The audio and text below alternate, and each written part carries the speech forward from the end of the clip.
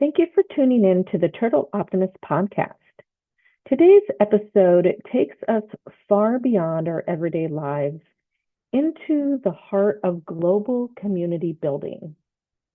I'm honored to have Brenda Aaron join me today, a former Peace Corps volunteer. She'll be sharing firsthand accounts of her work, the cultural exchange, and the lasting impact of her time abroad. Whether you're considering volunteering yourself or simply curious about the Peace Corps experience, this conversation is for you. Welcome, Brenda. Hello, and thank you to all of those who are watching. What motivated you to join the Peace Corps at this stage of your life? I believe you joined at the age of 50. So I'm curious what you were hoping to achieve personally and professionally.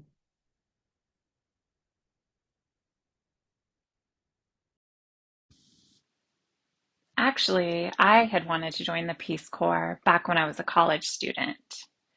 But as it does, life happened. But I always kept that idea on the back burner, put it on my bucket list. Over time, I had a family, I was married, children, was working. I had taught for many years, and I started to think about what I wanted to do after retirement. I didn't want to sit around twiddling my thumbs. I wasn't ready for that. And it just happened that at our local library, they had a flyer about the Peace Corps for those who were over the age of 50. My husband and I were both interested in that, and so we decided to go attend the workshop, the presentation that they did. And there were people on the panel of all ages, a man in his 80s, all the way down to age 50 or so. It was amazing to hear their experiences. They each took turns talking about their experiences. They had a slideshow that went along with it. Afterwards, I approached the panelists and asked them questions, asking if they accepted deaf individuals, older individuals, and they were very welcoming. Really, is they want people with experience as well as an expertise. This expertise could be in education or farming, perhaps nursing, healthcare. It could also be engineering, underwater engineering, could be anything really. And so after hearing that, I started thinking a bit. My background is in education, and so I decided to look online at the application, what it entailed, and I saw that there were several positions, not as many for deaf individuals as there were for people who aren't deaf, but they still had a lot of different positions available. I focused on those in education. And I really wanted to work with deaf individuals. Sometimes they'll place deaf teachers with students who aren't deaf, but I really wanted to work with deaf children, given that's where my heart was, that's my community. And so my application was accepted, and they offered me a volunteer position in Guatemala. Guatemala is located in Central America, and it was a wonderful experience. I served for 3 years there. I worked at a school for the deaf with deaf children. Most of the children who were in attendance were culturally Mayan, and they all came from different local villages, attending school together. Such a rich experience. I extremely enjoyed working with them and the teachers, the children. I was there for 3 years and then returned to America, but I got the bug. I decided to reapply, and this time for Kenya. But COVID happened, the pandemic, all of that was put off. And then when the opportunity came back, I realized, being that I was older at this time, this was about 3 years ago, so I would have been 65, that the weather in Kenya would have been difficult for me. I had some health issues. And so I brought up the idea of perhaps doing virtual teaching, doing online instruction, which was new for them. We would have been piloting a program, and I asked if they'd be willing to try, which they were. And so I taught for 5 different schools for the deaf, online schools all around Kenya, which was extremely enjoyable. It was to be for 3 months, but it was extended for an additional 6 months. Thank you for sharing that.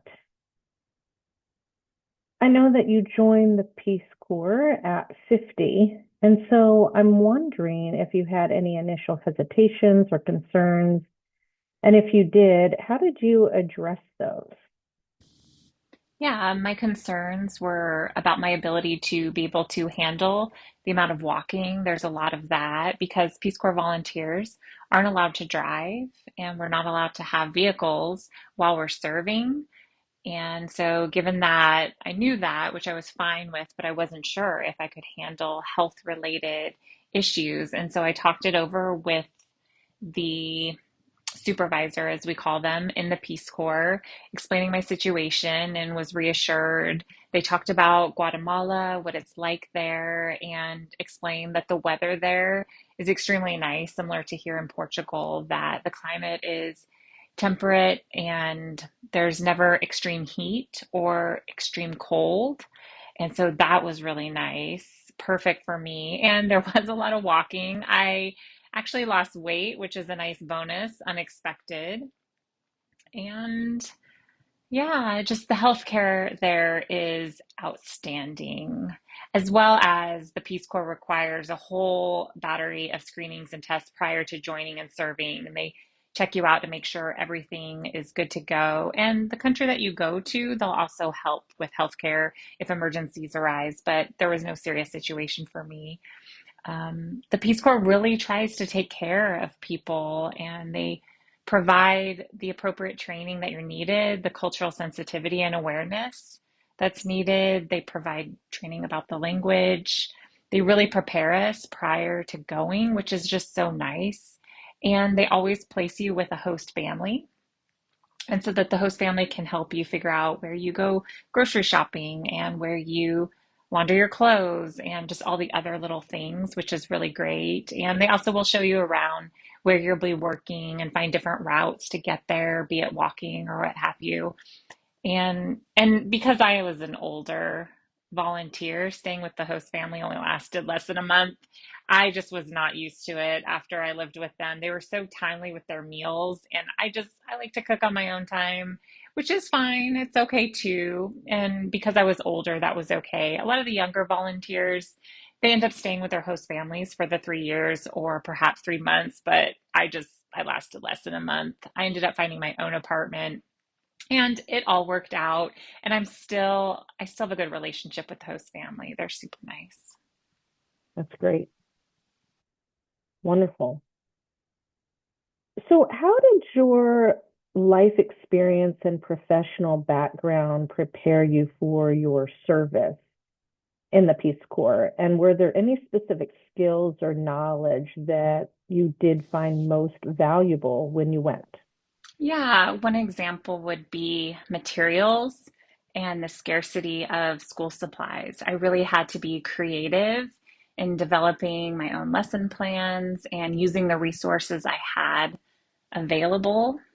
And so I really realized that the many years of experience I had teaching truly prepared me to be creative in the way I needed to be, to think outside of the box, to come up with lesson plans that I also shared with other teachers to make things easier. And my job upon arriving was to observe those other teachers, at which point I realized that the educational system there was much different than I was used to. Their method of instruction relied heavily on rote learning, a lot of board work, a lot of memorization of what was written on the board by the students. So, not a lot of emphasis on critical thinking skills, which was surprising to me. And I realized that my first job would be to then train these teachers. But I didn't want to come in seeming arrogant. I really wanted to make sure that I gave myself time to observe them, to talk to them, at which point I decided to offer to teach classes myself to have them shadow me and my approaches. The kids were highly engaged, super excited, seemed to really enjoy what we were doing at the same time that they were still learning, which was surprising to some of the other teachers and excited some of them. At which point, we offered a free workshop for the teachers This was through and coordinated through their government, something that they were asking for. They had a school for the deaf that they had suggested that we do this for, and I agreed to it as long as four of my teachers could come with me to provide this workshop, again, free of cost, which we did. In total, 25 teachers that were deaf were in attendance, and we presented these workshops. We found a wonderful interpreter to work with for these, highly skilled, and she was there by my side for 3 days of workshops working with these teachers. And everyone seemed to really enjoy it. Word spread quickly throughout the community, and invitations came pouring in for us to present more workshops in other locations throughout Guatemala. I think in total it was four different workshops that we ended up presenting. They really wanted us to present more, but unfortunately we had limited time to do so. But such a good experience. And I approached it from a space of being humble rather than thinking I knew what they need or wanted. It was really about what they felt was right for them. And this could apply to other fields within the Peace Corps. I have a friend who was a volunteer, and she worked in sustainability and farming. And she was highly skilled with gardening, planting, focusing on native species, sustainable ways, beans, that type of thing, and gardening and farming, but using the land in the best way you can, providing irrigation. Her and I've become really good friends. She was an older volunteer as well, and we're still in touch till to this day. Anyway, so she invited me to go and visit where she worked, which was great to see. She ran a women's co-op, and just such a cool environment. Some of the women there, they took turns with childcare while others were working at the store, while others were working in the field. So they rotated responsibilities. Such a cool way to do that. Another part of the co-op was they had weaving. They taught weaving. One of the women was an artist, a highly skilled weaver, and so she brought that skill set to work with these women, focusing on women being financially autonomous rather than relying on men, which was the typical situation for these women, but teaching them different skills, how to run a business, budgeting, math skills, all of that. But it was impressive. There was another gentleman who taught about harvesting water. And so he explained what he did, just all of it very interesting, just so many different settings that they worked in. We got together once a month as volunteers to check in with each other to see what was going on. That's nice. And it seems like you teach the people who live there, and then when you leave, they just continue getting that out there. It really is. That is the purpose and intent of the Peace Corps. That is their mission for volunteers to go, to teach, and then to be able to hand it off. I know that you had already talked about working at a deaf school. I am wondering, can you describe a specific program or project you worked on, and what did you do daily?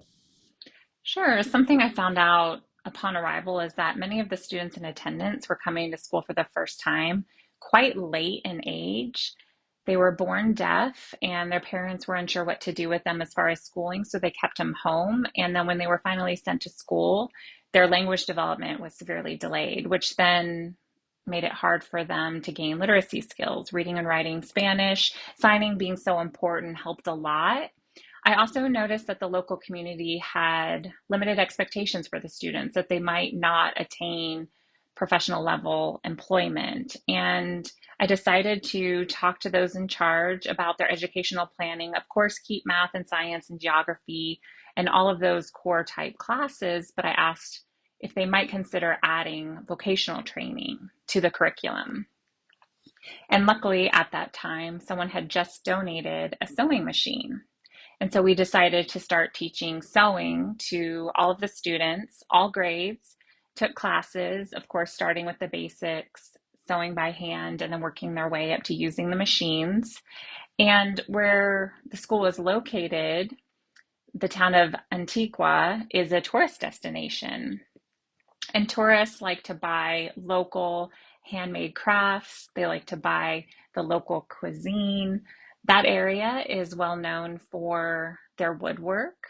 So they have carved furniture and crafts that are made from ironwork. And so welding is something they're well known for as well. And so we started with art classes. We also included a different art class taught by a woman who was not deaf, but from the local community who took an interest in the deaf community, was learning sign and wanted to become an interpreter. She lived nearby.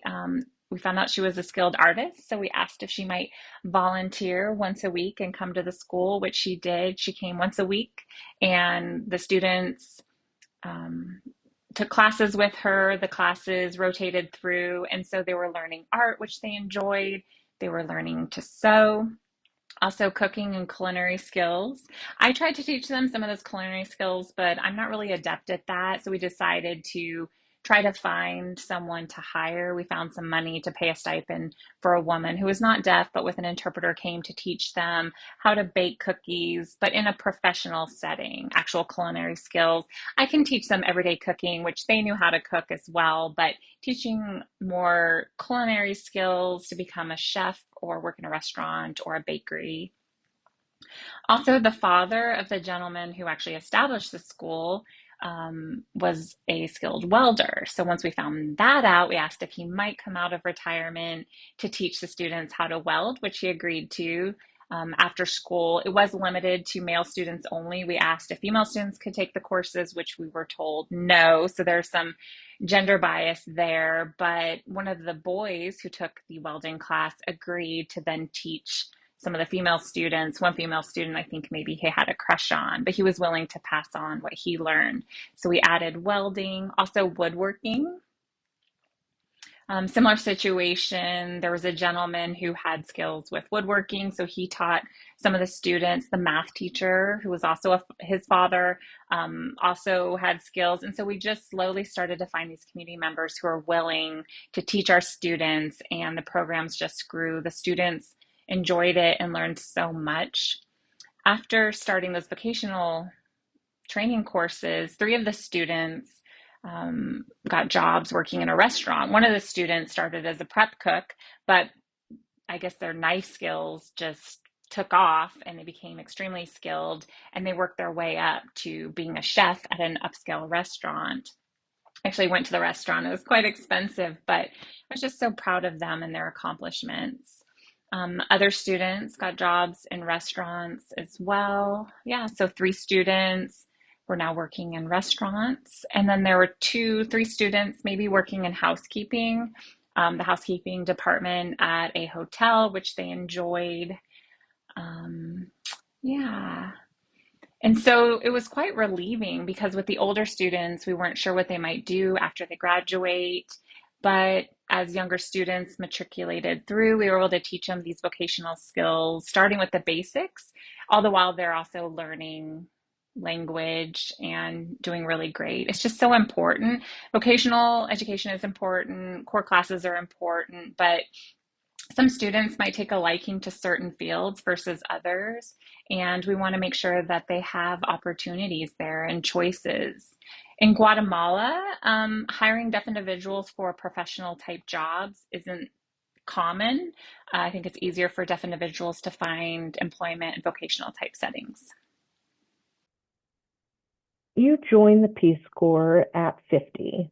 Were there any unique challenges or advantages of serving? And did you find your age to be a benefit to others? Yes, we actually had a discussion about that with some of the volunteers. And what I noticed is that a lot of these countries where we serve, they show extreme deference towards older individuals, just respectful of their elders. If you need a seat, they give up their own, whereas maybe the younger volunteers today don't really care if you need to sit down. And so it's quite surprising.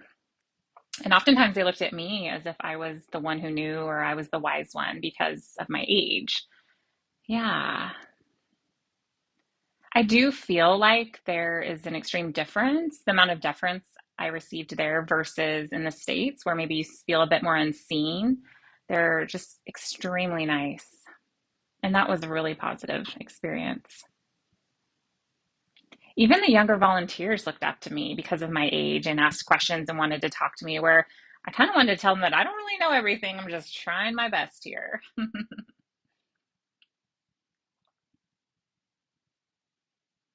But the Peace Corps, on my first trip, something I learned and hadn't realized and only really learned after I got together with the other volunteers is about our placement. So we're placed in different towns. And so the town where I was placed was a smaller town outside of a larger one, Antigua. But the bus system was easy to navigate. I could walk right outside my apartment, maybe a 5-minute walk, and the bus pulled up right there. So it was extremely easy. But I'd say most of the volunteers that I spoke with, that wasn't the case. They were extremely rural. They had to walk an hour or so to the bus, and their bathrooms were outdoors. They had to cook outdoors. It was different than mine. Some people were in a similar situation to me where we were both placed in a city.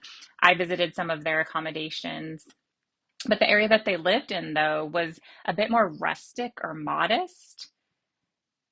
And, with the younger kids, maybe they are fine with that, but like the floors were made of dirt and they cooked on an open stove compared to the older volunteers where like we had nice places with kitchens and indoor bathrooms, amongst other things. But I guess out of the like 20, 25 volunteers that I spoke with, they told me I had probably the best accommodations. They were shocked at how cool and amazing it was, which I had no idea about. I literally just walked down the street, found a place I liked, got a hold of the landlord who ended up being this really sweet woman. And she was used to having Americans stay at her place. She had done that in the past. So she allowed me to stay at her apartment, but just such a wonderful woman too. We're still in contact to this day. Super sweet lady. Are there any particularly memorable or impactful experiences from your time serving in the Peace Corps? Yes, so many. Yeah, there is one that comes to mind about a little boy whose mother was a single mother and from a Mayan family. And this mother just seemed down and despondent when thinking about her son being deaf. And this little boy was so cute. He was 5 years old. And it just so happened that that year, two other little boys were entering kindergarten, the three of them being together. And we called them the Three Musketeers. They were best friends and so mischievous. They were always together, arguing and making up and arguing, just really adorable. They had a wonderful teacher placed in their classroom for their instruction. And yeah, things were going well for the little boy. And the mother at one of the meetings had made a comment, really basically asking and sharing with us what the future held for her son, because she really just couldn't see a future, which for me was just heartbreaking. And so we all were working to instruct this little boy. Mom would come to school quite often because she was learning sign and taking classes at the school.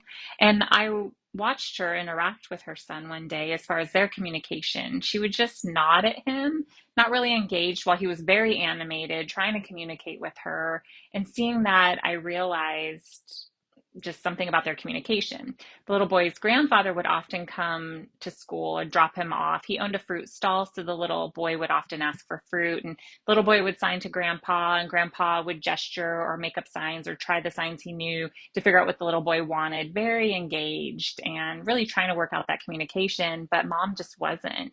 And she was learning sign, but we noticed the little boy was really acquiring sign language. I mean, when you're that young, your brain is like a sponge. Plus, he had all of the kids in his class, plus his best friends. And so he was exposed to language daily and was really thriving.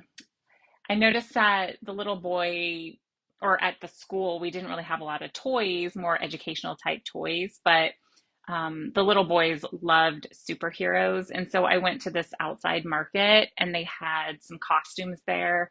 They were capes with a little half mask that you could wear. It was Spider-Man and Batman, and I think the third one was the Hulk. So I bought three of those little costumes, little capes that tied under the chin, super cute. Bought this for the classroom. I brought them back and I wanted to surprise them, having them sit down, asking them if they liked Spider-Man. And when they said that they did, I surprised them by showing them the costume, which got them so excited.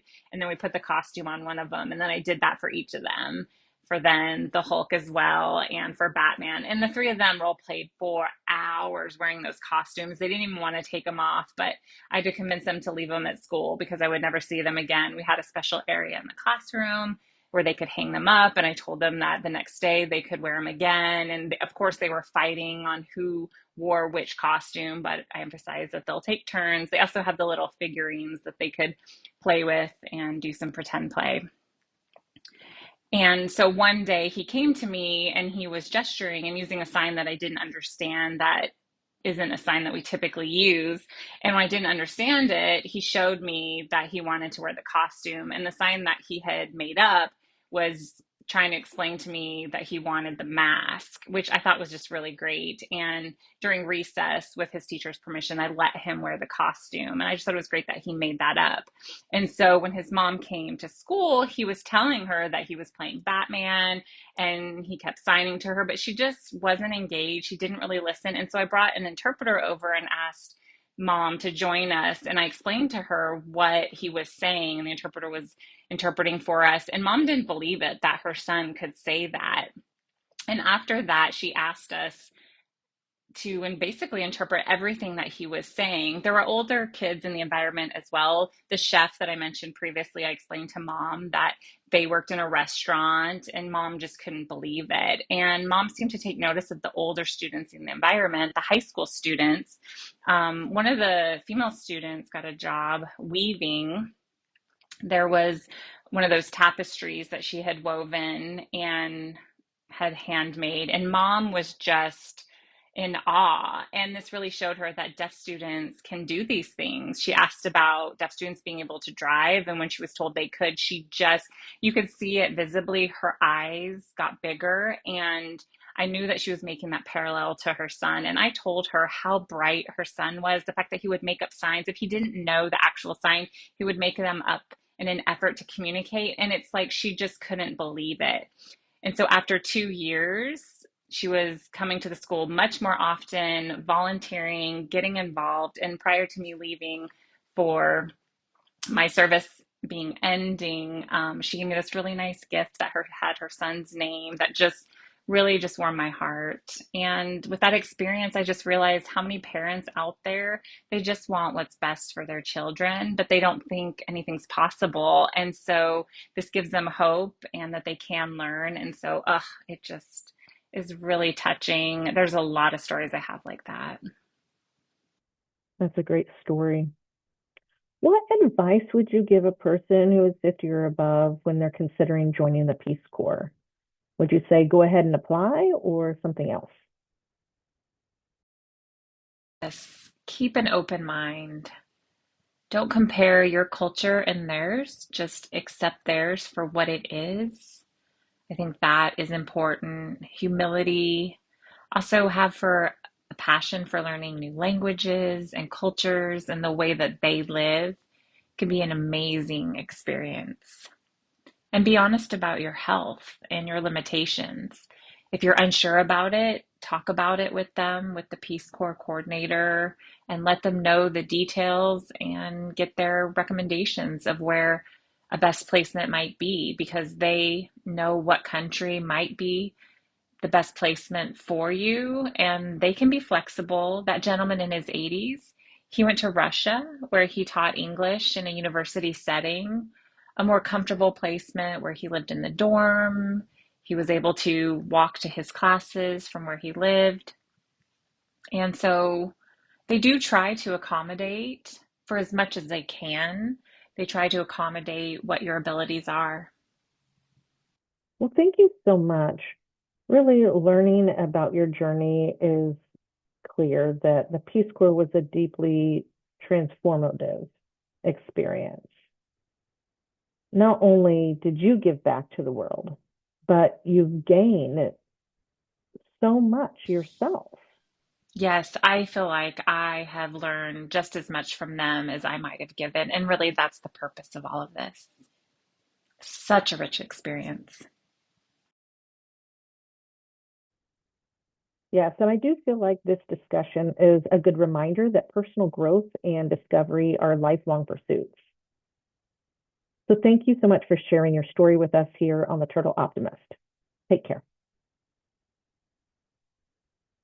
You are welcome. Thank you. Bye bye.